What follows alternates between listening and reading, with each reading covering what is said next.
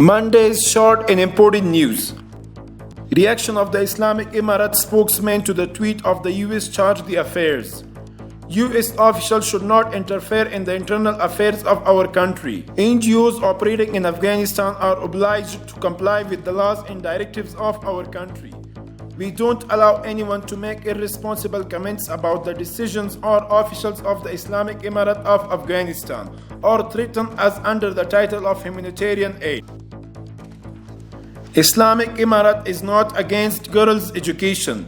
The Deputy Prime Minister of the Islamic Emirate, Maulavi Abdul Kabir, in a meeting with the Board of Private Universities Associations, said that the Islamic Emirate is not against girls' education and is striving to end the delay as soon as possible.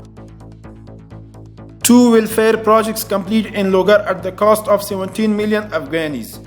With the financial support of the UNHCR, the construction of road and a retaining wall has been completed at the cost of 17.3 million Afghanis in the capital of Logar province. 7 more children suffering from cardiovascular septal defect were referred to hospital. Afghan Red Crescent Society has referred 7 more children suffering from cardiovascular septal defect to Ariana Hospital for therapy and surgery treatment in capital Kabul. So far, Afghan Red Crescent Society has introduced 99 children of the said disease to the different hospitals in capital Kabul last month. Afghan Red Crescent Society provided foodstuff to 500 families.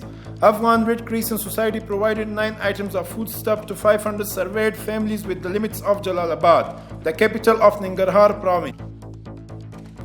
Takhar residents expressed their happiness regarding security in Takhar. The residents of Chaab district of Takhar are happy with the strengthening of security in their area and appreciate efforts of security forces in this regard.